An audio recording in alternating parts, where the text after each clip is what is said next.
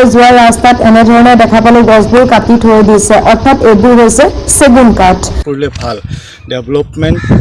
নিজক ধ্বংস কৰি হ'ব নালাগে চৰকাৰে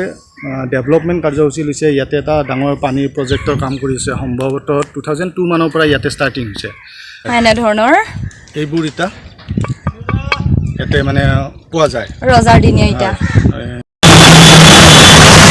নমস্কাৰ মই ভিডিঅ'বোৰ আপোনালোক সকলোকে স্বাগতম জনাইছোঁ মোৰ অন্য এটা ভিডিঅ'লৈ আৰু আজি এনেকুৱা এক ঠাইলৈ যাম নিশ্চয়কৈ আপোনালোকে দেখি গম পাইছে আমি এতিয়া আচলতে কমলনগৰলৈ যাম ইয়াৰ পৰা কমলনগৰলৈ আছে প্ৰায় 1 কিলোমিটাৰ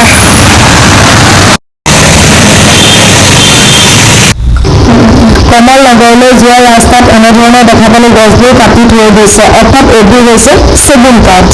আৰু সেগুন গছ এনেধৰণে কাটি পেলাই ৰখা হৈছে আঁতৰি দিয়া সেগুনৰ গছ এইবোৰ আচলতে এইফালে ফুৰিবলৈ আহিছিলোঁ আৰু দেখা পালোঁ সেগুন কাঠ এনেধৰণে কাটি থোৱা হৈছে যিহেতু এইফালে বহুত ডাঙৰ এখন সেগুনৰ বাগান আছে আৰু মই নাজানো এতিয়া সেগুন কাঠ বাৰু যি কি নহওক এনেই দেখিলোঁ আৰু গছটো আপোনালোকক ভিজুৱেলটো নগৰৰ এটা পাহাৰৰ ওপৰ অংশত আৰু ইয়াত যথেষ্ট খনন কাৰ্য আচলতে চলি আছে প্ৰায় 2000 কিমান চনৰ পৰা আছে এইটো প্ৰজেক্ট 2002 চনৰ পৰা এটা প্ৰজেক্ট আচলতে কৰি থকা হৈছে বৰ্তমান সময়লৈকে এতিয়ালৈকে সম্পূৰ্ণ হৈ উঠা নাই দাদা এইবিলাকত বাকী এইখিনিত যে পাহাৰ খনাৰ পৌৰাণিক ঐতিহ্য থকা সেই আপোনালোককো ভালদৰে দেখাম বাৰু ইটাৰখিনিৰ কথা কেনেধৰণে কি হৈছে বস্তুবোৰ ইয়াত আমি যেতিয়া সৰু আছিলোঁ আমি এই নৰকাসুৰ পাহাৰলৈকে উঠি আহোঁ আৰু যেতিয়া উঠি আহোঁ তো ইয়াতে মানুহ তেতিয়া নাছিল এতিয়া বহুত মানুহ হৈছে আৰু সেইটো সময়ত আমি এই পাহাৰৰ একেবাৰে টপত মানে কিছুমান এনেকুৱা ইটাৰ টুকুৰা পাইছিলোঁ আৰু ইটাৰ টুকুৰাবিলাক তেতিয়া লক্ষ্য কৰিছিলোঁ যে মানে ডাঙৰ মানুহক তেতিয়া আমি সুধিছিলোঁ ডাঙৰ মানুহক সোধোঁ যে এই ইটাবোৰ কি হয় এতিয়া কৈছে যে এইবোৰ সেই ৰজাদিনীয়া ইটা কিন্তু এতিয়া চৰকাৰে ডেভেলপমেণ্ট কাৰ্যসূচী লৈছে ইয়াতে এটা ডাঙৰ পানীৰ প্ৰজেক্টৰ কাম কৰিছে সম্ভৱতঃ 2002 মানৰ পৰা ইয়াতে ষ্টাৰ্টিং হৈছে আৰু সেই ডেভেলপমেণ্টৰ কাৰণে ইয়াতে জাগা উলিয়াব লগা হৈছে মাটি খান্দি পেলাই সমান কৰিব লগা হৈছে আৰু সেই সমান কৰোঁতেও মানে সেই যিখিনি আমাৰ পুৰণি কীৰ্তিচিহ্ন মানে আমাৰ যিটো ক'ব গ'লে সেই বস্তুবোৰ আমাৰ পৰিচয় হয় আমাৰ যদি আমি আমাৰ সংস্কৃতি যেনেকৈ আমি ধৰি ৰাখিব লাগে তো আমাৰ কিছুমান যে আমি ইয়াৰে বাসিন্দা হয় বা আমাৰ পূৰ্বপুৰুষ ইয়াৰে বাসিন্দা ইয়াৰে ডেভেলপমেণ্ট আছিল তেনেকুৱা ধৰণৰ কিছুমান কীৰ্তিচিহ্ন ইয়াতে আছিল যেনেকৈ ৱাল এখনেই আছিল ইয়াতে ইটাৰ টুকুৰা কিছুমান আছিল নিশ্চয় তাত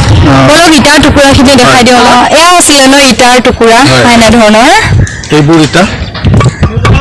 ইয়াতে মানে পোৱা যায় ৰজাদিনীয়া ইটা সম্ভৱ ৰজাদিনীয়াই হ'ব আৰু গোটেই ইয়াতে মাটি যি খান্দি দিছে জেচিপিৰে এই জেচিপিৰে মাটি খান্দোতেও ইয়াতে এই ইটাবোৰ এইটা টুকুৰাবোৰ ওলাই আছে এইবোৰ পোৱা যায় তো এই ইয়াৰে আমি বিচাৰোঁ যে ইয়াৰে তথ্যবোৰ চৰকাৰে গোটাব লাগে আৰু যদি কিবা কাৰণত এইবোৰ সংৰক্ষণ কৰিব লাগে তো সংৰক্ষণ কৰিব লাগিছিল কিন্তু সদ্যহতে গোটেইখিনি কাটি পেলাই ইতিমধ্যে গোটেই ধ্বংস হৈছে ইয়াতে যদি আগলৈকে গোটেই পাহাৰখনৰ আগলৈকে যদি পোৱা যায় তো তাত হয়তো চৰকাৰে কিবা এটা ব্যৱস্থা থাকিব সেইটো কৰিলে ভাল ডেভেলপমেণ্ট নিজক ধ্বংস কৰি হ'ব নালাগে আপোনালোকক ইতিমধ্যে যি ভিডিঅ'ৰ জৰিয়তে জনাইছিলোঁ পানীৰ প্ৰজেক্টৰ কথা এইটোৱে হৈছে সেই পানীৰ প্ৰজেক্টৰ আচলতে দৃশ্যাংশ আপোনালোকক মই মোৰ ভিজুৱেলৰ জৰিয়তে দেখাবলৈ চেষ্টা কৰিছোঁ এয়াই হৈছে আচলতে পানীৰ প্ৰজেক্ট আৰু সম্ভৱতঃ গম পোৱা মতে আচলতে 2002 চনৰ পৰা এই প্ৰজেক্টটো চলি আছে আৰু এয়া হৈছে খনন কাৰ্য চলি থকা ঠাইসমূহ